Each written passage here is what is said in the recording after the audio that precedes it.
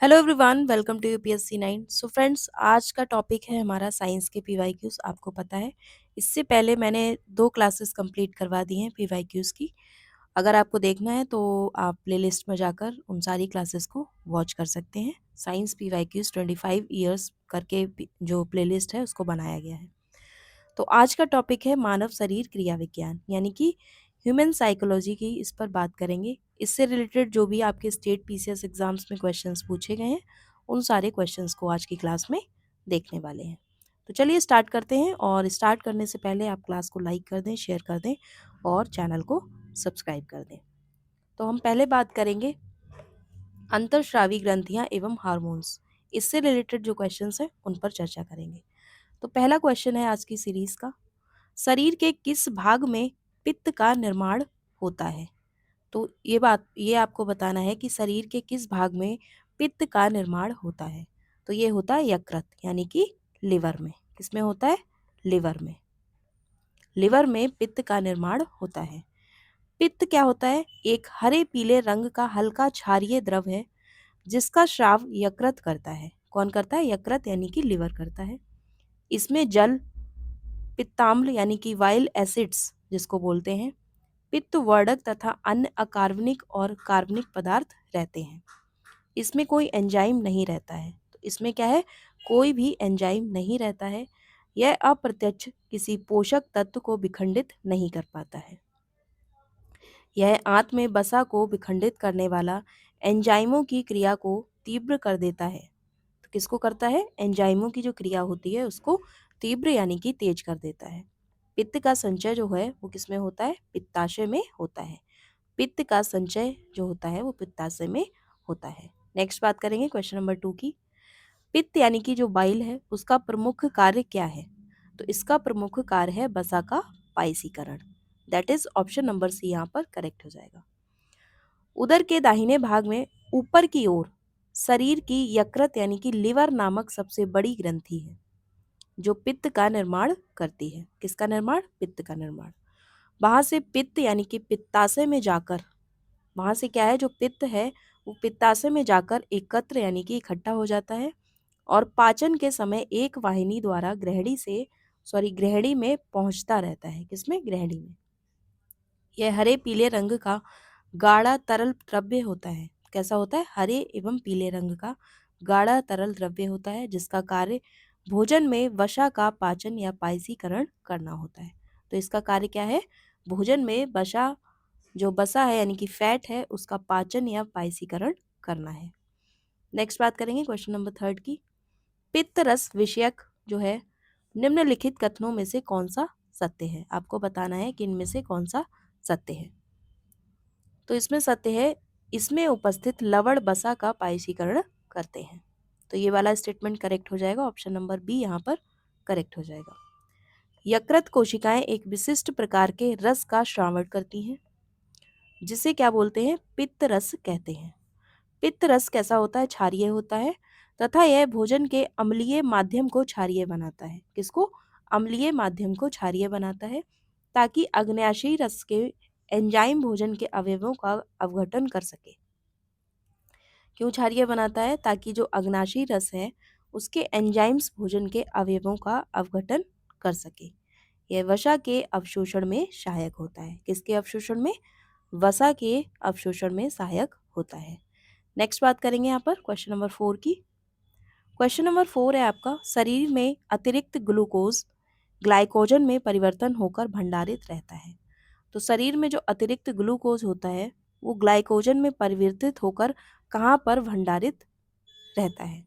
तो ये रहता है यकृत में, यानी कि लिवर में। यकृत जो है मनुष्य के शरीर की सबसे बड़ी ग्रंथि होती है। जो लिवर है वो क्या है? शरीर की सबसे बड़ी ग्रंथि होती है। शरीर में विटामिन ए तथा अतिरिक्त ग्लूकोज यानी कि ग्लाइकोजन में परिवर्तित होकर यकृत में भंडारित यानी कि संचित रहता है। किसमें? यकृत में। यकृत अनावश्यक अमीनो अम्लों के नाइट्रोजनी भाग तथा रुधिर के अमोनिया आदि को यूरिया में बदलकर उत्सर्जन में महत्वपूर्ण सहयोग देता है। यकृत तथा प्लीहा की कोशिकाएं टूटे फूटे निरर्थक रुधिराणुओं का विघटन क्या करती हैं? विखंडन करती हैं। टूटे फूटे निरर्थक रुद्राणुओं का विखंडन करती हैं। नेक्स्ट है यहाँ पर क्वेश्चन नंबर 5। अग्नाशय को पाचक रस के उत्पादन के लिए उत्तेजित करने वाला हार्मोन निम्न में से कौन सा है? तो हार्मोन कौन सा है? ये है सिक्रेटिन। कौन सा है? सीक्रेटिन। अग्नाशय को पाचक रस के उत्पादन के लिए उत्तेजित करने वाले हार्मोन्स सीक्रेटिन है। रेनिन दूध के वियोजन का कार्य करता है। जो रेनिन है यहाँ पर, ये किसका कार्य करता है? दूध के वियोजन का कार्य करता है। जबकि जो ट्रिप्सिन है उसकी बात करेंगे, ट्रिप्सिन और पेप्सिन, ये किसका कार्य है? तो ये प्रोटीन का पाचन करते हैं, यानी कि प्रोटीन को पचाने में इनका कार्य है, ट्रिप्सिन और पेप्सिन का। नेक्स्ट है यहाँ पर क्वेश्चन नंबर 6। निम्न हार्मोनों में से कौन सा एक प्रवर्तित हो जाता है जब एक माँ अपने बच्चे का आलिंगन करती है या उसको चूमती है? तो ये है ऑक्सीटोसिन। जो ऑक्सीटोसिन हार्मोन है वो क्या है? परिवर्तित हो जाता है जब एक माँ क्या है? अपने बच्चे को चूमती है या उसको प्यार करती है। ऑक्सीटोसिन महिला प्रजनन में अपनी भूमिकाओं के लिए सर्वश्रेष्ठ रूप से जाना जाता है। तो ऑक्सीटोसिन है ये किसके? महिला प्रजनन में अपनी भूमिकाओं के लिए सर्वश्रेष्ठ रूप से जाना जाता है, जिसे प्रसव और स्तनपान सहज होता है। जिससे क्या है? प्रसव और स्तनपान क्या होता है? सहज होता है। यह कामनोमाद युग्म संयोजन, चिंता, विश्वास, प्रेम और मातृ व्यवहारों सहित विभिन्न व्यवहारों में ऑक्सीटोसिन की भूमिका की जांच होती है। नेक्स्ट बात करेंगे क्वेश्चन नंबर 7 की। पूछा है निम्नलिखित में से कौन सा युग्म सही सुमेलित नहीं है? आपको ये बताना है कि इनमें से कौन सा युग्म जो है वो सही सुमेलित नहीं है। तो इसमें है इंसुलिन का कार्य है, हार्मोन है, यहाँ पे हार्मोन्स दिए हैं और उनके कार्य दिए हैं। तो इंसुलिन जो हार्मोन है उसका कार्य है रक्त शर्करा का नियंत्रण। मेलाटोनिन की बात करेंगे तो इसका निद्रा का नियंत्रण मेलाटोनिन का होता है। जो मेलाटोनिन हार्मोन है उसका कार्य है निद्रा का, यानी कि जो आपकी नींद का नियंत्रण होता है उसमें। ऑक्सीटोसिन की बात करेंगे तो ये स्तन ग्रंथि से दुर्ग यानी कि दूध का निःसरण जो है वो इससे संबंधित है, ऑक्सीटोसिन से। नेक्स्ट जो है गैस्ट्रीन। तो गैस्ट्रीन का कार्य रक्तचाप का नियमन। तो ये रक्तचाप का गैस्ट्रीन ये वाला नहीं होगा। That means option number D यहाँ पर करेक्ट हो जाएगा, क्योंकि ये वाला रॉन्ग है और आपसे यही पूछा है कि कौन सा युग्म जो है सही सुमेलित नहीं है। तो आइए देखते हैं गैस्ट्रीन का क्या है। गैस्ट्रीन का यहाँ पर दिया है यह उदर में होता है। किस में होता है? उदर में होता है। तो उदर से यहाँ पर मतलब है आपका एब्डोमन जो होता है, यानी कि आपका जो स्टमक पेट होता है उस पर, उसको बोला गया है यहाँ पर उदर। ठीक है, तो उदर का मतलब क्या होता है? आपका स्टमक। क्या होता है? स्टमक। ओके। और गैस्ट्रिक ग्रंथियों को पेप्सिनोजेन यानी कि पेप्सिन एंजाइम का एक अक्रिय स्वरूप और हाइड्रोक्लोरिक अम्ल के श्रावण के लिए उद्दीप्त करता है। गैस्ट्रीन का श्रावण उदर में, यानी कि जो आपका पेट है, एब्डोमन है, उसमें भोजन के पहुंचने से आरंभ होता है। न्यून पीएच इस श्रावण में रुकावट लाता है। नेक्स्ट है यहाँ पर क्वेश्चन नंबर 8। निम्नलिखित में से किस हार्मोन में आयोडीन मिली होती है? तो आपको बताना है कि इनमें से किस हार्मोन में आयोडीन मिली होती है। तो ये मिली होती है थायरॉक्सिन में। किसमें? थायरॉक्सिन जो हार्मोन है उसमें आयोडीन मिली होती है। तो आइए देखते हैं इसका एक्सप्लेनेशन। थायरॉयड ग्रंथि श्वास नली के दोनों ओर स्थित 2 पालियों से बनी होती है। कितनी पालियों से? 2 पालियों से। प्रत्येक थायराइड ग्रंथि पुटकों और भरण ऊतकों से बनी होती है। किससे? पुटकों और भरण ऊतकों से। प्रत्येक थायराइड पुटक एक गुहा को घेरे हुए पुटक कोशिका से निर्मित होता है। यह पुटक कोशिकाएं दो हार्मोन कौन कौन से हैं? टेट्राआइडोथायरोनिन अथवा थायरॉक्सिन तथा ट्राईआइडोथायरोनिन का संश्लेषण करती है।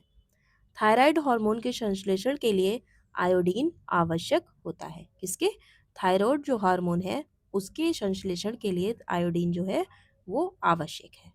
नेक्स्ट यहाँ पर देखेंगे क्वेश्चन नंबर 9। आयोडीन युक्त हार्मोन कौन सा है? तो अभी हमने डिस्कस किया ही था, ये है thyroxine. That is option number A यहाँ पर करेक्ट हो जाएगा। थायरॉक्सिन आयोडीन युक्त हार्मोन है। यह जो थायराइड ग्रंथि से स्रावित होती है। तो किससे? थायराइड ग्रंथि से स्रावित होती है थायरॉक्सिन हार्मोन। थायरॉक्सिन की कमी से सामान्यतः घेगा, जड़ मानवता आदि दोष पाए जाते हैं। किसकी? थायरॉक्सिन की कमी से।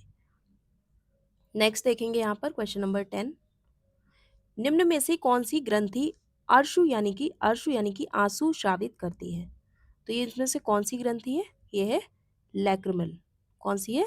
लैक्रिमल। लैक्रिमल ग्रंथि एक जोड़ी बादाम के आकार की बहिस्रावी ग्रंथि है जो आंखों के ऊपरी हिस्से में स्थित होता है। किसके? आंखों के ऊपरी हिस्से में स्थित होता है तथा इसमें 3 प्रकार के अश्रु यानी कि आंसू उत्सर्जित होते हैं। पहला है वेसल। वेसल क्या है? यह सामान्य तरलता का कार्य करता है। क्या है? सामान्य तरलता का कार्य करता है। दूसरा है रेफ्लेक्स। तो ये क्या है? ये बाहरी धूल कण या तेज हवा तथा तेज बिजली आदि के कारण उत्सर्जित होता है। कौन सा? रेफ्लेक्स। तीसरा है इमोशनल। तो ये तीसरा कौन सा है? इमोशनल। यह क्या है? यह तनाव या भावनाओं से जुड़ी होती है। तो इस प्रकार से यहाँ पर क्या है? 3 प्रकार के आंसू उत्सर्जित होते हैं। पहला है वेसल, दूसरा है रेफ्लेक्स और तीसरा है इमोशनल। नेक्स्ट यहाँ पर देखेंगे क्वेश्चन नंबर 11। बोला है सेक्रेटिन है। तो ये क्या है? ये सेक्रेटिन जो है वो एक प्रकार का हार्मोन है जो क्या है? आंत से स्रावित होता है। कहाँ से? आंत से स्रावित होता है। यह अग्नाशय को अग्नाशयी रस स्रावित करने के लिए प्रेरित करता है।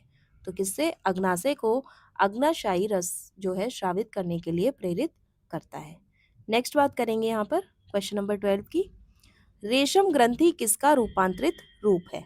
आपको बताना है कि इसमें जो रेशम ग्रंथि है वो किसका रूपांतरित रूप है। तो ये है लार ग्रंथि का। किसका है? लार ग्रंथि का।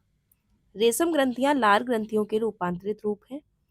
विभिन्न प्रजातियों ने लार के विशेष उपयोग विकसित किए हैं जो पूर्व पाचन से परे हैं। किससे? पूर्व पाचन से परे हैं।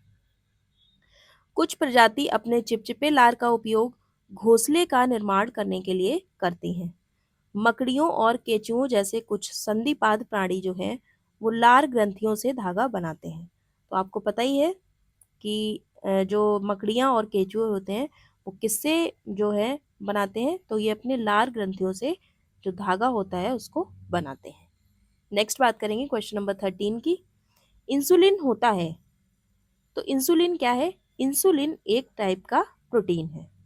इंसुलिन अग्नाशय यानी कि जो आपकी पेनक्रियाज के अंतरस्रावी भाग होता है उसके लैंगर हैंस की दीपिकाओं की बीटा कोशिकाओं से स्रावित होने वाला एक जंतु हार्मोन है। क्या है? जंतु हार्मोन है। रासायनिक संरचना की दृष्टि से यह एक पेप्टाइड हार्मोन है। इसकी रासायनिक संरचना की दृष्टि से इंसुलिन के अल्प श्रावण से मधुमेह यानी कि जो डायबिटीज है वो नामक रोग हो जाता है। डायबिटीज नामक रोग हो जाता है इंसुलिन के अल्प श्रावण से। जब रुधिर है यानी कि ब्लड में उपस्थित ग्लूकोज शरीर की कोशिकाओं के उपयोग में नहीं आ पाता तब रुधिर में ग्लूकोज की मात्रा बढ़ने लगती है। इसी से क्या हो जाता है? डायबिटीज रोग हो जाता है। नेक्स्ट बात करेंगे क्वेश्चन नंबर 14 की।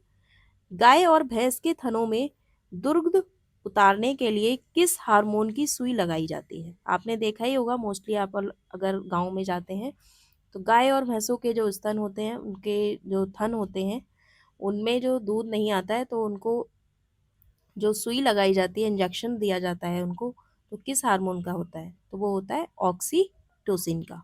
ऑक्सीटोसिन हार्मोन की जो इंजेक्शन है उनको लगाया जाता है। ऑक्सीटोसिन एक प्रकार का पिट्यूटरी हार्मोन है। तो कैसा है? पिट्यूटरी हार्मोन है जो गर्भाशय में संकुचन पैदा कर दूध उतारने में सहायक होता है। यानी कि जो गर्भाशय है उसमें संकुचन संकुचन पैदा करता है और उसमें दूध उतारने में सहायता करता है। इसका उपयोग गाय एवं भैंस के थनों से दूध निकालने में करते हैं। इंसुलिन एक प्रकार का हार्मोन है जो मनुष्य के अग्नाशय ग्रंथि के लैंगर की दीपिका से निकलता है। द्वीपिका से निकलता है। इसकी कमी से मधुमेह रोग हो जाता है यानी कि डायबिटीज हो जाता है इसकी कमी से। नेक्स्ट है यहाँ पर जो सेम्प्रोटोपिन है। यह एक वृद्धि हार्मोन है जो पीयूष ग्रंथि से स्रावित होता है। कौन सा? सेमेट्रोट्रोपिन। जो सेमेट्रोट्रोपिन है वो कैसा हार्मोन है? एक वृद्धि हार्मोन है। ठीक है, कैसा है? वृद्धि हार्मोन है जो पीयूष ग्रंथि से स्रावित होता है। नेक्स्ट देखेंगे यहाँ पर क्वेश्चन नंबर 15। पूछा है निम्न में से कौन सी अंतरस्रावी ग्रंथि आकस्मिक घटनाओं से निपटने के लिए हार्मोन उत्पन्न करती हैं? तो इनमें से कौन सी है? ये है एड्रिनल मेडुला। अधिवृक्क ग्रंथि कशेरुकी जीवों में पाई जाने वाली एक अंतरस्रावी ग्रंथि है। इनका मुख्य कार्य तनाव की स्थिति में हार्मोन निकालना है। किसकी? तनाव की स्थिति में हार्मोन निकालना है। इसे 3F में कौन सा है? फियर, फाइट एंड फ्लाइट ग्रंथि भी कहते हैं। तो इसको क्या बोलते हैं? 3F से क्या हो गया? Fear, flight and fight. इनको क्या बोलते हैं? फियर, फाइट एंड फ्लाइट ग्रंथि भी कहते हैं। नेक्स्ट है यहाँ पर क्वेश्चन नंबर 16। पूछा है निम्न में से कौन सा एंजाइम दूध के पाचन में सहयोगी है? तो दूध के पाचन में कौन सा एंजाइम सहयोगी है? ये है renin. That is option number B यहाँ पर करेक्ट हो जाएगा।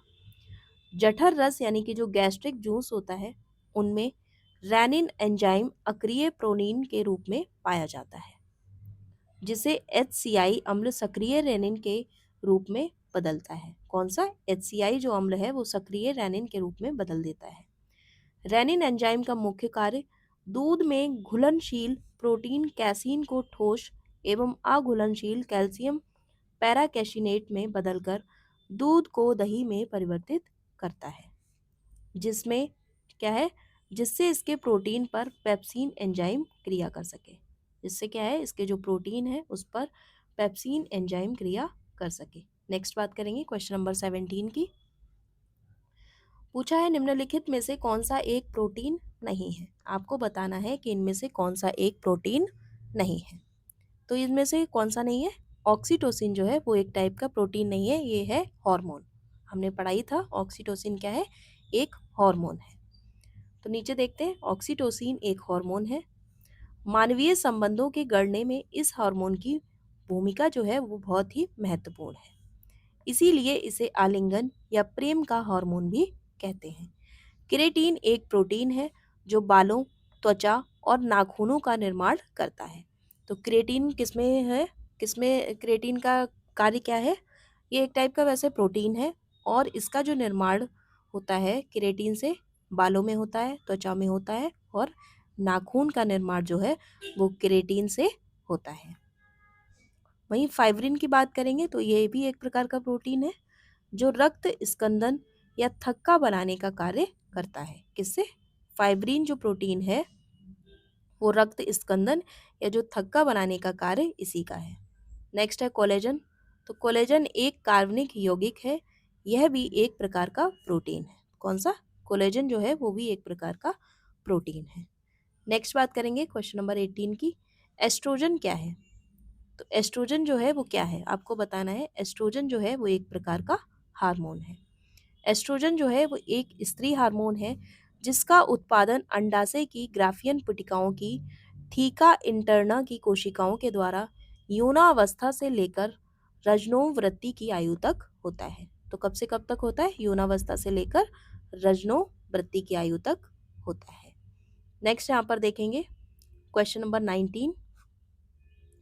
क्वेश्चन नंबर 19 में सूची 1 को सूची 2 के साथ आपको मैच करना है और बताना है कौन सा करेक्ट है। यहाँ पे हार्मोन्स दिए गए हैं और उनके जो श्रावण की ग्रंथि हैं वो यहाँ पर दी गई हैं। तो यहाँ पर जो प्रोजेस्टेरॉन हो जाएगा, प्रोजेस्टेरॉन जो हार्मोन है वो पाया जाता है महिला के गर्भाशय में, यानी कि ए का 3 हो जाएगा यहाँ पर। वहीं टेस्टोस्टेरोन की बात करेंगे तो ये क्या पाया जाता है? पुरुष के अंडाशय में। पुरुष के जो अंडाशय हैं उनमें जो है टेस्टोस्टेरोन जो हार्मोन है वो पाया जाता है। वहीं थायरॉक्सिन की बात करेंगे तो थायरॉक्सिन जो हार्मोन है वो थायराइड में, दैट इज यहाँ पर हो जाएगा 1। देन इंसुलिन, इंसुलिन अग्नाशय से संबंधित है तो ये इसमें हो जाएगा 2। 3 4 1 2 किस में है? That is option number A यहाँ पर करेक्ट हो जाएगा। तो आइए देखते हैं फुल एक्सप्लेनेशन के साथ इसको। अंडाशय जो है वो मादा के उदर, यानी उदर मैंने बताया ही था आपको, स्टमक, उदर गुहा में स्थित होता है। इसके द्वारा स्रावित हार्मोन एस्ट्रोजन तथा प्रोजेस्टेरॉन है। तो कौन कौन से हैं? एस्ट्रोजन और प्रोजेस्टेरॉन। प्रोजेस्टेरॉन का स्राव कार्पस ल्यूटियम द्वारा होता है। किसके द्वारा? कार्पस ल्यूटियम के द्वारा इसका स्राव होता है प्रोजेस्टेरॉन का। यह स्तन के विकास एवं दुर्ग ग्रंथियों को सक्रिय करता है। तो स्तन के विकास और दुर्ग जो ग्रंथियां होती हैं, दूध की जो ग्रंथियां होती हैं, उनको सक्रिय करता है। कौन सा? Progesterone hormone. नेक्स्ट है यहाँ पर जो टेस्टोस्टेरोन जो हार्मोन है वो पुरुष अंडाशय में पाया जाता है। किसमें? पुरुष अंडाशय में। थायराइड ग्रंथि मनुष्य में गर्दन के भाग में श्वास नली के दोनों ओर और स्वर यंत्र के जोड़ के आधार तल पर स्थित होती है। इसमें स्रावित हार्मोन थायरॉक्सिन या टेट्रोआयोडीन टेट्रोआयोडोथायरोनिन है। ये कौन सा है? Tetra iodine thyronine. थायरॉक्सिन मुख्यतः क्या है? अमीनो अम्ल है। थायरॉक्सिन क्या है? अमीनो अम्ल है, जिसमें 65% आयोडीन होता है। और इंसुलिन अग्नाशय के एक भाग लैंगरहैंस की दीपिकाओं के द्वारा स्रावित एक प्रकार का हार्मोन है जो रक्त में शर्करा की मात्रा को नियंत्रित करता है। इसकी खोज वेंटिंग एवं वेस्ट ने 1921 में की थी। नेक्स्ट देखेंगे यहाँ पर क्वेश्चन नंबर 20। पूछा है निम्न में से कौन सा हार्मोन लड़ो या उड़ो की धारणा से समृद्ध है? तो लड़ो या उड़ो की धारणा से संबंधित है एड्रीनलिन। एड्रीनलिन जो हार्मोन है वो लड़ो या उड़ो की धारणा से समृद्ध है। एड्रीनलिन हार्मोन जो है अनुकंपी तंत्रिका तंत्र से नियंत्रित होने वाली जो क्रियाओं को नियमित करता है। यह कार्यकारी अंगों को प्रभावित करता है। एड्रेनलिन हमें संकटकालीन परिस्थितियों का सामना करने के लिए तैयार रखता है। गुस्से या डर के समय उत्पन्न होने वाले हाव भाव एड्रीनलिन के द्वारा ही उत्पन्न होते हैं। किसके द्वारा? एड्रीनलिन के द्वारा। एड्रीनलिन को 3F यानी कि फियर, फाइट एंड फ्लाइट कहते हैं। तो एड्रीनलिन को क्या बोलते हैं? 3F यानी कि फियर, फाइट एंड फ्लाइट भी बोलते हैं। इसे इमरजेंसी हार्मोन भी कहा जाता है। तो क्या बोला जाता है? Emergency hormone. नेक्स्ट बात करेंगे यहाँ पर 21 की। निम्नलिखित हार्मोनों में से कौन सा एक स्त्रीलिंग हार्मोन है? तो आपको बताना है स्त्रीलिंग हार्मोन कौन सा है? एस्ट्रोजन। कौन सा है? एस्ट्रोजन। मुख्य रूप से अंडाशय से उत्पन्न एस्ट्रोजन महिलाओं में प्रजनन और यौन विकास में मुख्य भूमिका निभाता है। इसके 3 प्रकार होते हैं। कौन से? Estrogen, estradiol and estriol. तो ये 3 प्रकार है, एस्ट्रोजन, एस्ट्राडॉयल और एस्ट्रियोल। वहीं बात करेंगे एंडोस्टेरोन और टेस्टोस्टेरोन नर सेक्स हार्मोन है, जबकि थायरॉक्सिन जो हार्मोन है वो थायराइड ग्रंथि से स्रावित होने वाला हार्मोन है। नेक्स्ट वहाँ पर बात करेंगे 22। मानव शरीर में सबसे छोटी ग्रंथि कौन सी है? तो सबसे छोटी ग्रंथि है पिट्यूटरी। कौन सी है? सबसे छोटी ग्रंथि पिट्यूटरी ग्रंथि है। तो आइए देखते हैं पिट्यूटरी ग्रंथि के बारे में। यह कपाल की स्टेनॉइड कौन सी है? स्फेनॉइड अस्थि के सेल्ट सेलाट सॉरी सेलाटर्शिका सेलाटर्शिका नामक गर्त में स्थित होती है। तो किस में होती है? सेलाटर्शिका नामक गर्त में स्थित होती है। यह एक छोटी ग्रंथि है। यह 2 पिंडों से मिलकर बनी होती है। तो ये कैसी ग्रंथि है? छोटी ग्रंथि है जो कि 2 पिंडों से मिलकर बनी होती है तथा स्त्रियों में अपेक्षाकृत बड़ी तथा गर्भावस्था में और भी बड़ी हो जाती है। स्त्रियों में क्या होता है? अपेक्षाकृत बड़ी होती है, बट जो गर्भावस्था के दौरान ये और भी बड़ी हो जाती है। इस ग्रंथि को मास्टर ग्रंथि भी कहते हैं। किसको? जो पिट्यूटरी ग्रंथि है उसको मास्टर ग्रंथि भी कहते हैं। नेक्स्ट है यहाँ पे थायराइड। तो थायराइड जो है वो गर्दन में वायुनाल के अग्रभाग में स्थित द्विपालित एवं सबसे बड़ी अंतःस्रावी ग्रंथि होती है। कहती होती है? सबसे बड़ी अंतःस्रावी ग्रंथि होती है। इस ग्रंथि से स्रावित हार्मोन या थायरॉक्सिन तथा थायोआयोडोथायरोनिन है। अग्नाशय की बात करेंगे तो यह मिश्रित ग्रंथि है जिसका वही स्रावी भाग पाचक रस स्रावित करता है। इसमें उपस्थित लैंगरहैंस की दीपिकाएं अंतरस्रावी भाग बनाती हैं। नेक्स्ट बात करेंगे 23 की। मानव शरीर में निम्नलिखित में से कौन सी ग्रंथि अंतर्स्रावी एवं बहिर्स्रावी दोनों प्रकार की ग्रंथि है? तो ये है अग्नाशय। तो जो अग्नाशय ग्रंथि है वो क्या है? अंतर्स्रावी एवं बहिर्स्रावी दोनों प्रकार की ग्रंथि है। मानव शरीर में अग्नाशय यानी कि जो पैनक्रियाज है, अग्नाशय को इंग्लिश में क्या बोलते हैं? पैनक्रियाज। अंतर्स्रावी एवं बहिर्स्रावी दोनों प्रकार की ग्रंथि है। इसका अंतर्स्रावी भाग जो है वो लैंगरहैंस की दीपिकाएं होती हैं। इनमें क्या है? इनसे इंसुलिन हार्मोन स्रावित होता है जो रक्त में शर्करा की मात्रा का नियमन करता है। अग्नाशय के बहिर्स्रावी भाग द्वारा अग्नाशयी रस का स्राव होता है जो भोजन के पाचन में भाग लेता है। नेक्स्ट यहाँ पर देखेंगे क्वेश्चन नंबर 24। क्वेश्चन नंबर 24 है हार्मोन विषयक निम्नलिखित में से कौन सा कथन सही है? आपको बताना है हार्मोन विषयक इनमें से कौन सा कथन सही है। तो पहला कथन है इसमें वे अंतर्स्रावी ग्रंथियों द्वारा उत्पादित होते हैं, बिल्कुल सही है। दूसरा है वे मानव शरीर के अंदर उपापचयी अभिक्रियाओं के उत्प्रेरण के लिए आवश्यक होते हैं, बिल्कुल सही है। उपापचयी अभिक्रियाओं के लिए जो उत्प्रेरण के लिए आवश्यक होते हैं मानव शरीर के अंदर। तो इस प्रकार से इसमें दोनों करेक्ट हो जाएंगे, यानी कि ऑप्शन नंबर सी यहाँ पर करेक्ट हो जाएगा, 1 और 2 दोनों। हार्मोन जो है वो पोषक रहित रसायन होते हैं जो अंतर कोशिकीय संदेश वाहक के रूप में कार्य करते हैं। इनका श्रावण शरीर के विभिन्न अंतर्स्रावी ग्रंथियों के द्वारा होता है। हार्मोन उपापचयी अभिक्रियाओं के उत्प्रेरण के लिए आवश्यक होते हैं क्योंकि ये सजीवों में होने वाली विभिन्न जैव रासायनिक क्रियाओं, वृद्धि एवं विकास, प्रजनन आदि का नियमन या नियंत्रण करता है। नेक्स्ट देखेंगे 25। निम्नलिखित में से हार्मोन की रासायनिक प्रकृति कौन सी होती है? तो इनमें से बताना है कि हार्मोन्स की जो रासायनिक प्रकृति है इनमें से कौन सी होती है। तो केवल अमीनो अम्ल व्युत्पन्न, केवल स्टेरॉइड, केवल प्रोटीन, तो सारे ही हो जाएंगे इसमें उपरोक्त सभी यहाँ पर करेक्ट हो जाएंगे। जो रासायनिक प्रकृति है इन सारों में पाई जाती है। हार्मोन जटिल कार्बनिक यौगिक होते हैं। कैसे होते हैं? जटिल कार्बनिक यौगिक जो अत्यंत सूक्ष्म मात्रा में विशिष्ट ग्रंथियों के द्वारा स्रावित किए जाते हैं। ये सामान्यतः प्रोटीन अमीनो अम्ल के रूप में व्युत्पन्न होते हैं जो स्टेरॉइड की भांति कार्य करते हैं। किसके भांति? स्टेरॉइड के भांति।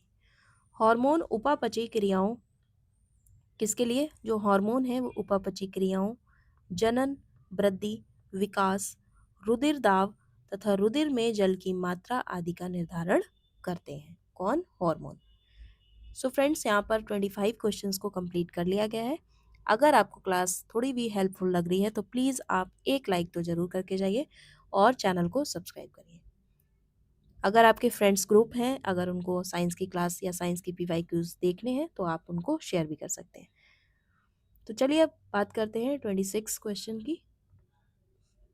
पूछा है फाइब्रोनोजेन का संश्लेषण किस में होता है? तो ये होता है लिवर में। किस में होता है? लिवर में। जो अकशेरुकी जीवों में पाया जाता है। इसका संश्लेषण लिवर में होता है। थ्रोम्बिन के द्वारा यह फाइब्रिन में बदल दिया जाता है। किसके द्वारा? थ्रोम्बिन के द्वारा इसको फाइब्रिन में बदल दिया जाता है जो रक्त के जमने में सहायक होता है, यानी कि रक्त के जमने में, रक्त का थक्का बनाने में सहायक होता है। नेक्स्ट बात करेंगे 27 की। मानव शरीर की सबसे बड़ी ग्रंथि कौन सी है? तो मानव शरीर की सबसे बड़ी ग्रंथि यकृत यानी कि लिवर। कौन सी है? लिवर। मानव शरीर की सबसे बड़ी ग्रंथि लिवर है। और शरीर की सबसे बड़ी अंतर्स्रावी ग्रंथि कौन सी है? अवटु ग्रंथि। कौन सी है?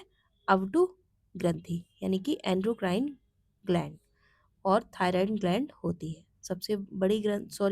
सबसे बड़ी अंतर्स्रावी ग्रंथि तो कौन कौन सी है? एंडोक्राइन एंड थायराइड, ये दोनों ग्रंथियां होती हैं। नेक्स्ट देखेंगे यहाँ पर 28। मानव शरीर में यूरिया संश्लेषित होती है। तो यूरिया संश्लेषित किस में होती है? ये होती है यकृत में। किस में होती है? यकृत में, यानी कि लिवर में। अनावश्यक अमीनो अम्ल को यकृत यूरिया में बदलता है। किस में बदलता है? यूरिया में। अर्थात मानव शरीर में यूरिया यकृत में संश्लेषित होती है। यकृत कोशिकाओं में अमोनिया तथा CO2 मिलकर ऑन्थिन चक्र द्वारा यूरिया का अवशोषण करते हैं। किसके द्वारा? जो ऑर्निथिन चक्र है उसके द्वारा यूरिया का अवशोषण करते हैं। नेक्स्ट बात करेंगे यहाँ पर क्वेश्चन नंबर 29 की। एल्कोहल के निराविशन के लिए निम्नलिखित मानव अंगों में कौन उत्तरदायी है? तो कौन उत्तरदायी है? इसमें है यकृत यानी कि लिवर। यकृत का उत्सर्जी कार्य भी होता है। कैसा होता है? उत्सर्जी कार्य भी होता है। यह पित्तवर्धक जैसे बिलिरुबिन और बिलीवर्डिन एवं कोलेस्ट्रॉल, कुछ ड्रग्स तथा स्टेरॉइड हार्मोन के उत्पाद तथा कुछ विटामिनों के सर्जक में सहायक होता है। ठीक है, तो अब बात करेंगे क्वेश्चन नंबर 30 की। क्वेश्चन नंबर 30 देखेंगे। निम्न पर विचार कीजिए। यहाँ पर कुछ जो ऑप्शंस दिए गए हैं उन पर विचार करना है और बताना है कि कौन से गुण विशिष्ट हैं। तो पहला ऑप्शन है इसमें, यह मानव शरीर की दूसरी सबसे बड़ी ग्रंथि है। इसका रस एक विशेष प्रकार की कोशिकाओं से स्रावित होता है तथा क्षारीय होता है। और तीसरा यहाँ पर दिया गया है, इसके रस को पूर्ण पाचक रस कहा जाता है। तो ये किसके यहाँ पे विशिष्ट गुण बताए गए हैं? ये बताए गए हैं अग्नाशय के। किसके हैं? अग्नाशय के। अग्नाशय मानव शरीर की दूसरी सबसे बड़ी ग्रंथि होती है। यह एक साथ अंतर्स्रावी, नालिकाहीन और बहिःस्रावी नलिका युक्त दोनों प्रकार की ग्रंथि है। इसमें अग्नाशयी रस निकलता है जिसमें 9.8% जल तथा शेष भाग में लवण एवं एंजाइम होते हैं। यह क्षारीय द्रव होता है जिसका पीएच मान कितना होता है? 7.5 से लेकर 8.3। इसमें तीनों प्रकार के मुख्य भोज्य पदार्थ यथा कौन से? कार्बोहाइड्रेट, वसा एवं प्रोटीन को पचाने के एंजाइम होते हैं। इसीलिए इसे पूर्ण पाचक रस कहा जाता है। नेक्स्ट बात करेंगे 31 की। 10 दिनों से अधिक दिन तक उपवास रखने पर लिवर पर क्या प्रभाव पड़ता है? अगर आपने 10 दिनों से अधिक दिन तक उपवास यानी कि फास्ट किया है तो उस पर लिवर पर क्या प्रभाव पड़ता है ये बताना है आपको। तो ये प्रभाव पड़ता है, लिवर में जो ग्लूकोज का स्तर होता है वो कम हो जाता है। That means option number A यहाँ पर करेक्ट हो जाएगा। 10 दिनों से अधिक दिन तक उपवास करने पर लिवर यानी कि जो यकृत होता है उसमें ग्लूकोज का स्तर कम हो जाता है। यकृत मानव शरीर की सबसे बड़ी ग्रंथि होती है। यह अतिरिक्त ग्लूकोज को ग्लाइकोजन में बदलकर संग्रहित करता है। तो ग्लूकोज को ग्लाइकोजन में बदलकर क्या करता है? संग्रहित करता है। तथा उपवास या भोजन न करने के कारण ग्लूकोज की कमी होने पर ग्लाइकोजन को पुनः ग्लूकोज में परिवर्तित करता है। तो किसकी कमी से? ग्लूकोज की कमी होने पर जो ग्लाइकोजन होता है उसका पुनः ग्लूकोज में परिवर्तित कर देता है। यकृत के निचले भाग में एक छोटी थैली के रूप में स्थित पित्ताशय में ही यकृत द्वारा स्रावित पित्त रस संचित होता है। तो ये किसमें होता है? एक छोटी सी थैली होती है उसमें यह जो पित्ताशय है वो स्रावित संचित रहता है। नेक्स्ट बात करेंगे यहाँ पर पाचन तंत्र यानी कि डाइजेस्टिव सिस्टम की बात करेंगे। डाइजेस्टिव सिस्टम से जितने भी रिलेटेड आपके पीवाईक्यूज हैं उन पर बात करेंगे। तो इसमें पहला क्वेश्चन है, प्लाज्मा में जल का कितना प्रतिशत होता है? पूछा है जो प्लाज्मा होता है उसमें जल का कितना प्रतिशत होता है। तो प्लाज्मा में जो जल का प्रतिशत होता है वो 90% क्या होता है? जल होता है। प्लाज्मा रक्त का हल्के पीले रंग का कुछ क्षारीय, साफ, पारदर्शक और आधारभूत यानी कि मैट्रिक्स तरल होता है। यह रक्त का लगभग 55 से 65% भाग बनाता है। इसमें 90 से 92% भाग जल का तथा शेष जो रहता है 8 से 10% भाग में कई प्रकार के कार्बनिक और अकार्बनिक तत्व यानी कि पदार्थ होते हैं। तो 90 से 92% भाग इसका जल का रहता है। बाकी जो शेष रह जाता है 8 से 10% भाग, उसमें कई प्रकार के कार्बनिक और अकार्बनिक पदार्थ पाए जाते हैं। नेक्स्ट है यहाँ पर 33। पित्ताशय में उपस्थित पत्थर निम्नलिखित में से किसका पाचन करते हैं? तो ये करते हैं वसा का यानी कि फैट का। पित्ताशय यकृत के दाहिने पिंड की निचली सतह पर स्थित होता है। यह पाचन क्रिया में सहायता करता है और यकृत में उत्पन्न पित्त रस का भंडारण करता है। किसमें उत्पन्न? यकृत में यानी कि लिवर में, उसमें पित्त रस का भंडारण करता है। यकृत में उत्पन्न पित्त जो होता है वो अर्धपाचित भोजन में मौजूद बसा को पायस बनाता है। पित्त लवण तल तनाव को कम करके बसा तथा बसा में घुलनशील विटामिन के पाचन में भाग लेता है। नेक्स्ट है यहाँ पर 34। मानव शरीर में प्रोटीन का पाचन निम्नलिखित में से किस अंग में प्रारंभ होता है? तो प्रोटीन का जो पाचन है वो निम्नलिखित में से किस अंग में प्रारंभ होता है ये बताना है आपको। तो ये होता है अमाशय में। किस में होता है? अमाशय में। मानव शरीर में प्रोटीन का पाचन अमाशय से शुरू होता है। अमाशय से पेप्सिन नामक जो एंजाइम है वो ऑक्सीडेंटिंग ग्रंथियों की गैस्ट्रिक चीफ सेल के द्वारा स्रावित होता है, जो प्रोटीन के पाचन में सहायक होती है। नेक्स्ट बात करेंगे 35 क्वेश्चन की। प्रोटीनों के पाचन में सहायक एंजाइम है, तो यहाँ पर आपको बताना है कि जो प्रोटीन है उसके पाचन में कौन से एंजाइम सहायक है। तो ये है ट्रिप्सिन। ऑप्शन नंबर सी यहाँ पर करेक्ट हो जाएगा, ट्रिप्सिन। भोजन को ग्रहणी में पहुंचते ही सर्वप्रथम इसमें यकृत से निकलने वाला पित्तरस आकार क्या है? पित्तरस आकर मिलता है। पित्तरस क्षारीय होता है और यह भोजन को अम्लीय से क्षारीय बना देता है। पित्तरस कैसा होता है? क्षारीय होता है और ये क्या करता है? भोजन को जो अम्लीय से क्षारीय बना देता है। यहाँ अग्नाशय से अग्नाशयी रस आकर भोजन में मिलता है और इसमें 3 प्रकार के एंजाइम होते हैं। पहला है ट्रिप्सिन। ट्रिप्सिन का क्या कार्य है? यह प्रोटीन एवं पेप्टोन को पॉलीपेप्टाइड्स तथा अमीनो अम्ल में परिवर्तित करता है। वहीं बात करेंगे जो सेकंड एंजाइम है वो है एमाइलेज। एमाइलेज का कार्य है यह मांड को घुलनशील शर्करा में परिवर्तित करता है। और तीसरा है लाइपेज। लाइपेज का कार्य है यह इम्लिसिफाइड वसाओं को ग्लिसरीन तथा फैटी एसिड्स में परिवर्तित करता है। ठीक है, तो इस प्रकार से इसमें क्या हो जाएगा? ऑप्शन नंबर सी यहाँ पर करेक्ट हो जाएगा। बट आयोग ने इस प्रश्न का उत्तर क्या माना था? डी, यानी कि प्रोटीएस।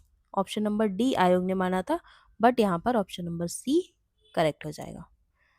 नेक्स्ट यहाँ पर बात करेंगे 36 की। तो 36 क्वेश्चन है हमारा, पित्ताशय में उपस्थित पत्थर निम्नलिखित में से किसका पाचन प्रभावित करता है? तो सेम वही ये रिपीट हुआ है क्वेश्चन, तो ये हो जाएगा बसा का। किसका पाचन करता है प्रभावित? तो बसा का करता है। यकृत मनुष्य के शरीर की सबसे बड़ी ग्रंथि है। यकृत की कोशिकाओं से पित्त का स्राव होता है जो पित्ताशय में जमा होता है। वहीं बात करेंगे तो पित्ताशयी नालिका ग्रहणी में खुलती है। पित्त बसा के इमल्चीकरण में मदद करता है और उसे बहुत छोटे मिशेल कणों में तोड़ता है। पित्त लाइपेज एंजाइम को भी सक्रिय करता है। वहीं पित्ताशय में उपस्थित पत्थर पित्त के स्राव को बाधित करते हैं, जिसमें बसा का इमल्चीकरण बाधित होता है। किसका होता है? बसा का। नेक्स्ट बात करेंगे यहाँ पर कथन और कारण वाला क्वेश्चन है, तो आइए देखते हैं। कथन यहाँ पर दिया गया है, मानव शरीर सेलुलोज के पाचन में क्या है? असक्षम है। मानव शरीर जो है वो सेलुलोज के पाचन में असक्षम है। बिल्कुल सही है, बट कारण यहाँ पर दिया गया है, मानव शरीर में स्टार्च अपघटक एंजाइम डाइजेस्ट विद्यमान रहता है।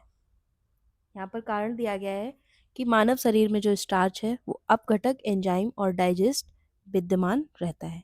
तो बिल्कुल सही है, दोनों ऑप्शंस कथन और कारण सही है, बट एक दूसरे को यहाँ पर एक्सप्लेन नहीं कर रहे हैं, दोनों अलग ही स्टेटमेंट है एक दूसरे से। तो इस प्रकार से इसमें हो जाएगा ऑप्शन नंबर बी यहाँ पर करेक्ट हो जाएगा। कौन सा होगा? Option number B. मानव शरीर सेलुलोज के पाचन में असक्षम है। वहीं बात करेंगे तो मानव शरीर में स्टार्च अपघटक एंजाइम डाइजेस्ट विद्यमान रहता है, परंतु इन दोनों का कोई सीधा संबंध नहीं है। तो इसीलिए क्या है, कथन कारण दोनों सही है, बट एक दूसरे को एक्सप्लेन नहीं कर रहे हैं। बात करेंगे 38 क्वेश्चन की। पाचन क्रिया में भोजन में उपस्थित कच्चे स्टार्च का पाचन होता है। तो कच्चे स्टार्च का पाचन होता है किसके द्वारा? दोनों के द्वारा। इमाइलेज एक प्रकार का एंजाइम है जो कार्बोहाइड्रेट के पाचन में सहयोग करती है। किसके पाचन में? कार्बोहाइड्रेट के पाचन में। इसका निर्माण लार ग्रंथियों तथा पेनक्रियाज में होता है। तो इसका निर्माण किसमें होता है? लार ग्रंथियों और पैनक्रियाज में। जब पैनक्रियाज में सूजन या बीमारी आ जाती है तो एमाइलेज का श्रवण जो है वो रक्त में होने लगता है। जो एमाइलेज का जो श्रवण है वो किस में होने लगता है? रक्त में, यानी कि ब्लड में होने लगता है जब आपकी पैनक्रियाज में सूजन या बीमारी आ जाती है। नेक्स्ट बात करेंगे 39 की। मानव शरीर में पाचन का अधिकांश भाग किस अंग में संपन्न होता है? तो ये होता है छोटी आंत में। किस में होता है? छोटी आंत में मानव शरीर में पाचन का जो अधिकांश भाग है वो संपन्न होता है। मानव शरीर में जो पाचन का अधिकांश भाग किस में होता है? छोटी आंत में संपन्न होता है। भोजन की पाचन क्रिया मुख से प्रारंभ होती है। कहाँ से होती है? जो भोजन की पाचन क्रिया है वो मुख से प्रारंभ होती है, यानी कि मुंह से आपके। इसके बाद भोजन अमाशय में जाता है। अमाशय से क्या है? जठर रस निकलता है। कौन सा रस? जठर रस निकलता है। यकृत से निकलने वाला पित्त रस भोजन को क्षारीय बनाता है। जो यकृत से रस निकलता है वो क्या है? भोजन को क्षारीय बनाता है। अमाशय से भोजन क्या है? छोटी आंत में आ जाता है और यहीं भोजन के पाचन की क्रिया पूर्ण होती है। अमाशय से भोजन छोटी आंत में आता है और उसके बाद भोजन के जो पाचन की क्रिया है वो पूर्ण यानी कि पूरी हो जाती है। नेक्स्ट देखेंगे 40 क्वेश्चन। इनमें से कौन लार के एमाइलेज की क्रियाशीलता के लिए आवश्यक है? तो इनमें से कौन है? इनमें से है सी। इनमें से कौन सा है? Cl। ठीक है। लार की एमाइलेज भोजन में स्टार्च के पाचन में मदद करती है। किसमें? लार की एमाइलेज जो है वो भोजन में स्टार्च के पाचन में मदद करती है। वहीं सी वस्त जो है वो आयन लार के एमाइलेज की क्रियाशीलता के लिए आवश्यक होता है। नेक्स्ट देखेंगे यहाँ पर 41।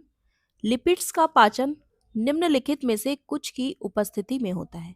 जो लिपिड्स होती है उसका पाचन इनमें से पूछा है किसकी उपस्थिति में होता है? तो ये होता है पित्त अम्ल और लाइपेज की उपस्थिति में। दैट मीन्स ऑप्शन नंबर यहाँ पर 1 एंड 2 करेक्ट हो जाएंगे। That means option number C यहाँ पर करेक्ट हो जाएगा। लिपिड्स के पाचन में पित्त अम्ल तथा लाइपेज मुख्य भूमिका निभाते हैं। पित्त रस ग्रहणी में वसा का इमल्शीकरण करता है। किसका? वसा का इमल्शीकरण करता है। जबकि लाइपेज वसा को वशीय अम्ल व ग्लिसरॉल में बदलता है। पेप्सिन प्रोटीन पाचक क्या होता है? पेप्सिन जो है वो प्रोटीन पाचक एंजाइम होता है। पेप्सिन क्या है? प्रोटीन पाचक एंजाइम होता है। नेक्स्ट बात करेंगे यहाँ पर 42 क्वेश्चन की। जीहा यानी कि जीभ जो होती है उसके निम्नलिखित भाग द्वारा मीठे स्वाद का पता लगाया जाता है। यानी कि जीभ के किस भाग के द्वारा मीठे स्वाद का आप पता लगा सकते हैं? तो ये अग्र भाग जो होता है, जीभ के आगे वाला भाग होता है, उसके द्वारा आप मीठे स्वाद का पता लगा सकते हैं। तो आइए देखते हैं एक्सप्लेनेशन। जीभ के अग्र भाग से मीठे स्वाद का, पश्च भाग से यानी कि पीछे के भाग से कड़वे स्वाद का तथा बगल के भाग से खट्टे का आभास होता है। ठीक है। तो आगे के भाग से किसका होता है? मीठे स्वाद का। पीछे के भाग से कड़वे स्वाद का पता चलता है और बगल के भाग से यानी कि खट्टे का पता चलता है। जीभ मुख गुहा के फर्श पर स्थित एक मोटी एवं मांसल रचना होती है। जीभ के ऊपरी सतह पर कई छोटे छोटे अंकुर होते हैं जिन्हें स्वाद कलिकाएं कहते हैं। क्या बोलते हैं? Test words. क्या बोलते हैं? टेस्ट वर्ड बोलते हैं। इन्हीं स्वाद कलियों के द्वारा मनुष्य को भोजन के विभिन्न स्वादों जैसे मीठा, कड़वा, खट्टा आदि का ज्ञान होता है। तो किसके द्वारा होता है? ये स्वाद जो कलियां होती हैं उनके द्वारा मनुष्य को मीठे, कड़वे, खट्टे आदि का ज्ञान होता है। सो फ्रेंड्स, नेक्स्ट क्वेश्चन है हमारा। नेक्स्ट टॉपिक है उत्सर्जन तंत्र। इससे अब रिलेटेड क्वेश्चंस हैं उनको सॉल्व करेंगे। तो उत्सर्जन तंत्र में पहला क्वेश्चन है, बोमन कैप्सूल पाया जाता है। आपको बताना है बोमन कैप्सूल जो है वो कहाँ पर पाया जाता है? मस्तिष्क में, फेफड़े में, वृक्क में या यकृत में? तो ये पाया जाता है किसमें? किसमें? वृक्क में। किसमें? जो बोमन कैप्सूल है वो पाया जाता है वृक्क में। तो आइए देखते हैं। बोमन कैप्सूल स्तनधारियों के गुर्दे में पाए जाते हैं। बोमन कैप्सूल स्तनधारियों के गुर्दे में नेफ्रॉन पर कप के आकार का एक थैला होता है जो मूत्र बनाने के लिए रक्त का निस्पंदन करता है। नेक्स्ट बात करेंगे 44 में, मदिरा से मूत्राधिक्य होता है, इसका कारण है। तो इसका कारण है एडीएच का कम श्रवण होना। इसका क्या कारण है? जो एडीएच है उसका कम श्रवण होना।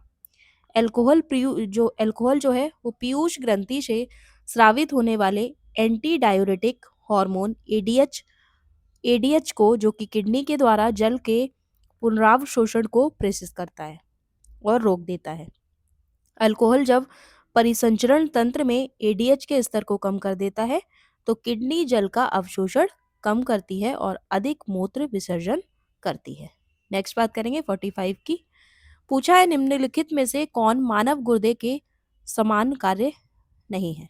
मानव गुर्दे का सामान्य कार्य नहीं है, ये पूछा है कि इनमें से आपको बताना है कि कौन मानव गुर्दे का सामान्य कार्य नहीं है। तो सामान्य कार्य कौन सा नहीं है? रक्त में शर्करा की मात्रा का नियंत्रण। ये क्या का है? ये गुर्दे का सामान्य कार्य नहीं है। तो आइए देखते हैं। बोला है निम्नलिखित चारों विकल्पों में विकल्प बी रक्त में शर्करा की मात्रा का नियंत्रण मानव गुर्दे का सामान्य कार्य नहीं है। अन्य तीनों मानव गुर्दे के सामान्य कार्य हैं। गुर्दे को क्या बोलते हैं? किडनी। इंग्लिश में गुर्दे को किडनी बोलते हैं और उसके निम्नलिखित कार्य यहाँ पर दिए गए हैं। पहला है, यह रक्त के हाइड्रोजन आयन सांद्रता यानी कि आयन सांद्रता पीएच का नियंत्रण करता है। यह रक्त के परासरणी दाव और उसकी मात्रा का नियंत्रण करता है। वृक्क यानी कि गुर्दा स्तनधारियों एवं अन्य कशेरुकी जंतुओं में उपापचय क्रिया के फलस्वरूप उत्पन्न विभिन्न अवशिष्ट पदार्थों को मूत्र के रूप में शरीर से बाहर निकालता है। नेक्स्ट है यहाँ पर रक्त में जल की मात्रा का नियंत्रण। तो रक्त में क्या है? जल की मात्रा का नियंत्रण यूरिया को छानकर बाहर करना, इसका कार्य है। और पांचवा है वृक्क यानी कि जो गुर्दा है उसके द्वारा कैल्सिट्रॉल एरिथ्रोपोपेटिन हॉर्मोन्स का श्रवण होता है। सो फ्रेंड्स, यहाँ पर 46 क्वेश्चंस को देखेंगे और इससे पहले आप अगर वीडियो को लाइक नहीं किया है तो आप वीडियोस को प्लीज़ लाइक कर दें एक बार और चैनल को सब्सक्राइब कर दें। तो देखते हैं 46 क्वेश्चन। दोषयुक्त वृक्क वाले व्यक्तियों के लिए अपोहन का उपयोग किया जाता है। इसमें निहित प्रक्रम है। तो इसमें निहित प्रक्रम है परासरण। That is option number B यहाँ पर करेक्ट हो जाएगा। अपोहन का अर्थ होता है वर्ण करने वाली पारगम्य झिल्ली के माध्यम से बड़े और छोटे कणों को अलग करना। कौन से? बड़े और छोटे कणों को अलग करना।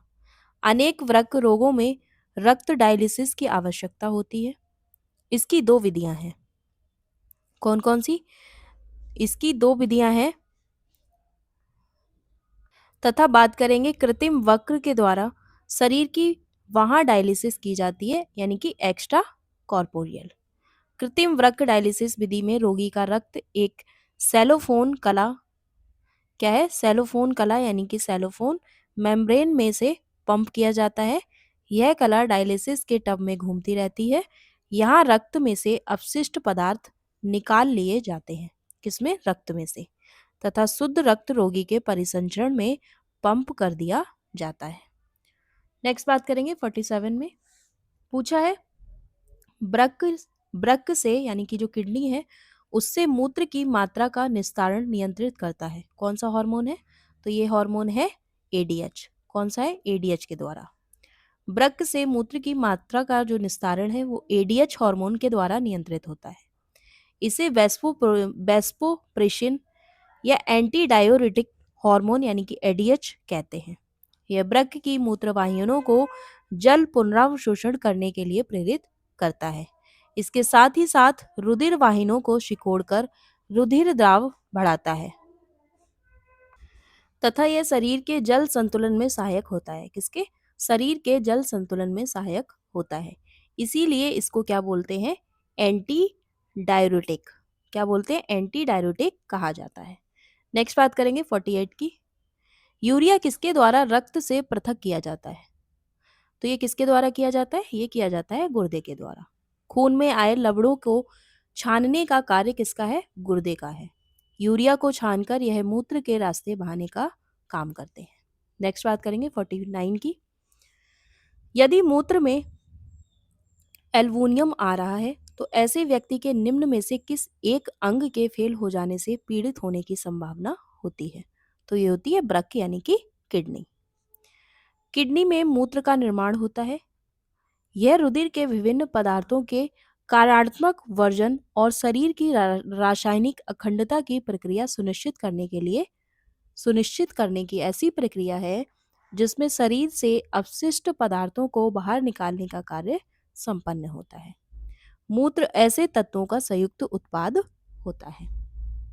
नेक्स्ट बात करेंगे क्वेश्चन नंबर 50 की।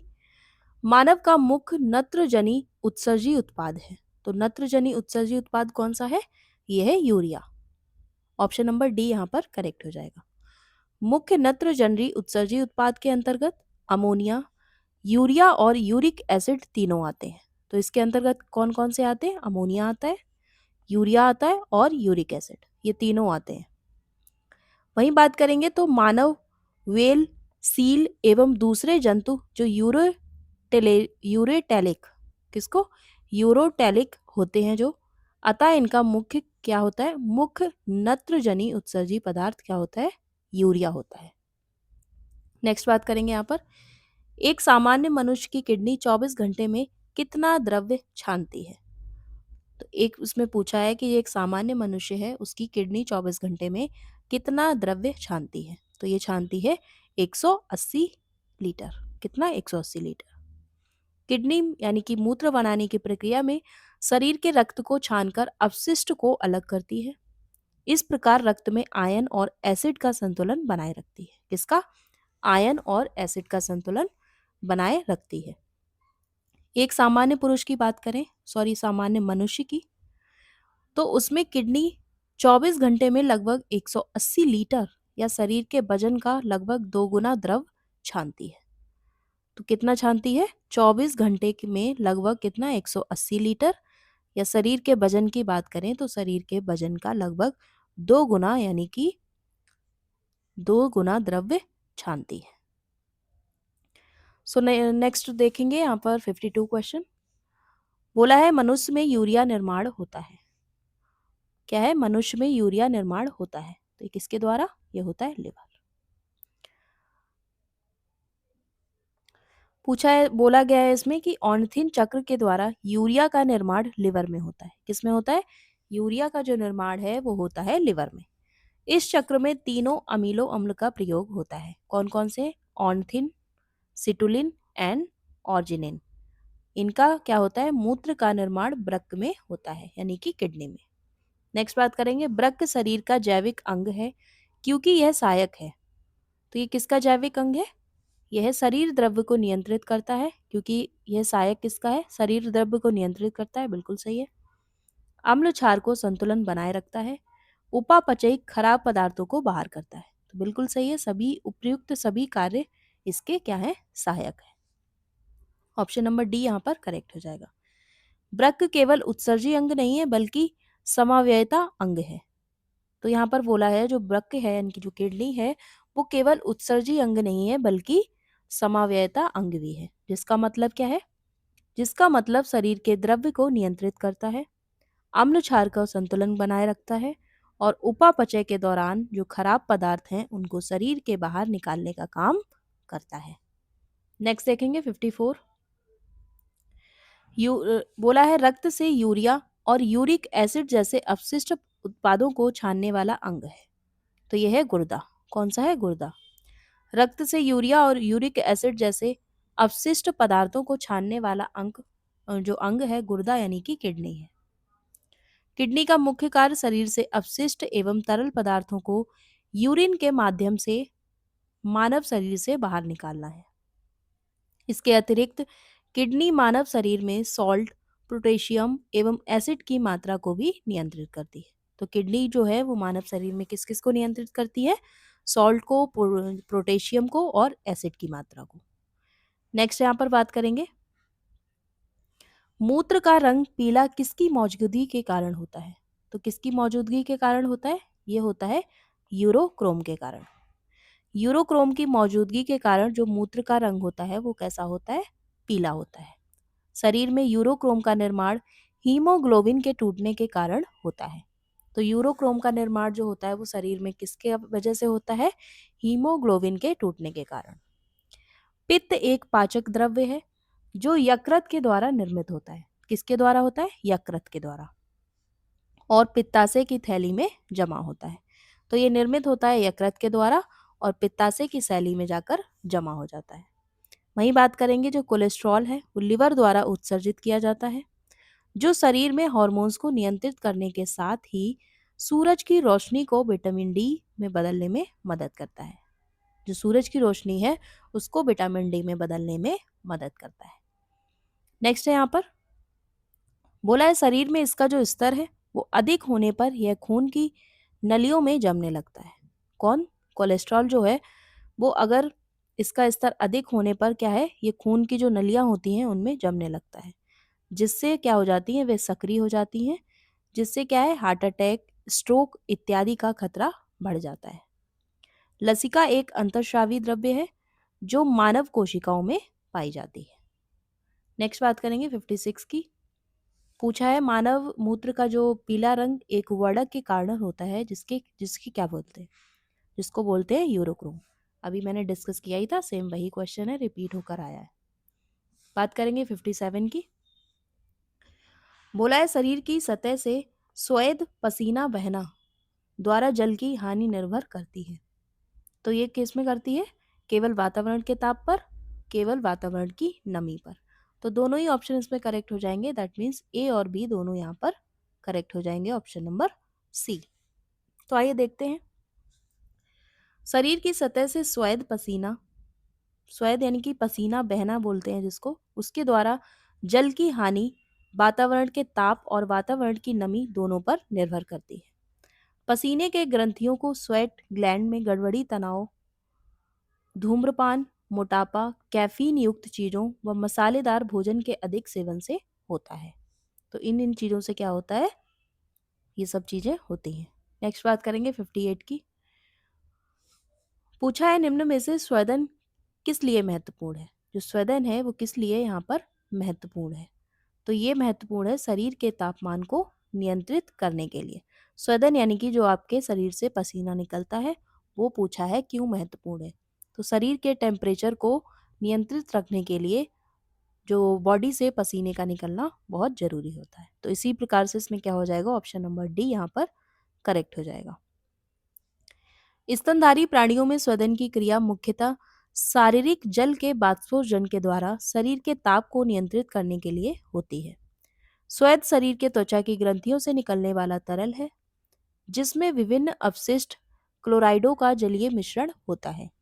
स्वेदन की क्रिया हाइपोथैलेमस के द्वारा नियंत्रित होती है। तो किसके द्वारा क्रिया इसकी नियंत्रित होती है?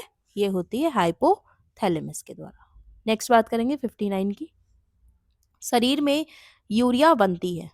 तो शरीर में यूरिया बनती है ऑन्थ्रीन चक्र से। अभी मैंने ये डिस्कस किया ही था, ये बनती है ऑन्थ्रीन चक्र से। यूरिया एक कार्बनिक यौगिक है, पता ही है आपको। यह जल में अति विलेय है। क्या है? जल में अति विलेय है। यह स्तनपायी और सरीसृप प्राणियों के मूत्र में पाया जाता है। किसमें पाया जाता है? स्तनपायी और जो सरीसृप प्राणी होते हैं, जो रेंगने वाले होते हैं, उनके मूत्र में पाया जाता है। शरीर में यूरिया ऑन्थ्रीन चक्र के माध्यम से लिवर में बनती है तथा वृक्क यानी कि गुर्दे के द्वारा स्रावित होती है। नेक्स्ट बात करेंगे, एक स्वस्थ मनुष्य एक दिन में निम्नलिखित मात्रा में पेशाब करता है यानी कि टॉयलेट करता है। तो ये करता है 1.5 लीटर। एक सामान्य वयस्क व्यक्ति में 24 घंटे में लगभग 1000 से 1800 मिलीलीटर जो मूत्र बनता है। सामान्यतः मूत्र की मात्रा मनुष्य के द्वारा ग्रहण किए गए जल की मात्रा, भोजन की प्रकृति और उसकी शारीरिक एवं मानसिक स्थिति तथा वातावरणीय ताप पर भी निर्भर करती है। सामान्यतः ताजा मूत्र अम्लीय प्रकृति का होता है जिसका पीएच मान कितना होता है? 4.5 से लेकर 8.6 के बीच होता है। इसका सापेक्षिक घनत्व जो है वो जल से अधिक होता है। किससे अधिक होता है? तो इसका जल से अधिक होता है। नेक्स्ट देखेंगे यहाँ पर, एक वयस्क मानव शरीर में जल का प्रतिशत होता है लगभग, तो ये कितना होता है? लगभग 66%। मनुष्य जल को पीकर प्राप्त करता है। जल मानव शरीर का प्रमुख अवयव है।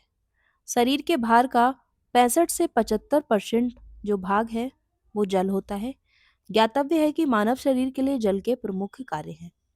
जल मानव शरीर के ताप को स्वेदन यानी कि जो पसीना तथा बाष्पन के द्वारा नियंत्रित करता है। शरीर के अपशिष्ट पदार्थों के उत्सर्जन का महत्वपूर्ण माध्यम है। शरीर में होने वाली अधिकतर जैव रासायनिक अभिक्रियाएं जलीय माध्यम से संपन्न होती हैं। नेक्स्ट देखेंगे यहाँ पर 62। लंबे समय तक उपवास रखने पर सर्वाधिक प्रभाव शरीर के किस अंग पर पड़ता है? तो ये पड़ता है गुर्दे पर। किस पे पड़ता है? गुर्दे पर। गुर्दे पर सर्वाधिक प्रभाव लंबे समय तक उपवास रखने पर पड़ता है। शरीर के उपापचय के दौरान बहुत से ऐसे पदार्थ हैं जो कि शरीर के लिए हानिकारक होते हैं। इनमें है नत्र जनित अपशिष्ट पदार्थ कहते हैं, जैसे अमोनिया, यूरिया, यूरिक अम्ल इत्यादि। नेक्स्ट यहाँ पर बात करेंगे 63 की। जब वक्र कार्य करना बंद कर देता है तो क्या होता है? तो होता है रक्त में नत्र जनित अपशिष्ट पदार्थ का संचय होता है जब क्या है वक्र जो है वो कार्य करना बंद कर देता है। यदि वक्र जो है कार्य करना बंद कर देता है तो रक्त में नवजनित नत्र जनित अपशिष्ट पदार्थ का संचय होता है। वृक्क के दो भाग होते हैं, एक होता है बाहरी भाग को कॉर्टेक्स और भीतरी भाग को क्या बोलते हैं? मेडुला कहते हैं। सो फ्रेंड्स, यहाँ पर 63 क्वेश्चंस को कंप्लीट कर लिया गया है। अब जो श्वसन तंत्र है इससे रिलेटेड जो क्वेश्चंस हैं वो हम नेक्स्ट क्लास में कंप्लीट करवाएंगे। तब तक के लिए आप इस क्लास को मल्टीपल टाइम्स रिवीजन कीजिए क्योंकि बहुत ही इंपॉर्टेंट चैप्टर है। इससे पीवाईक्यूज आपके जो आने वाले एग्जाम्स हैं यूपी पीसीएस या जो भी वनडे एग्जाम आप जिसमें भी आपका साइंस का जो सब्जेक्ट है वो पूछा जाता है, तो आप उस पर्पज़ से इन सारी क्लासेस को वॉच कर सकते हैं। तो फ्रेंड्स, मिलते हैं फिर नेक्स्ट वीडियो में। तब तक के लिए आप पढ़ते रहिए and thank you so much for watching this video and good luck for your upcoming exams.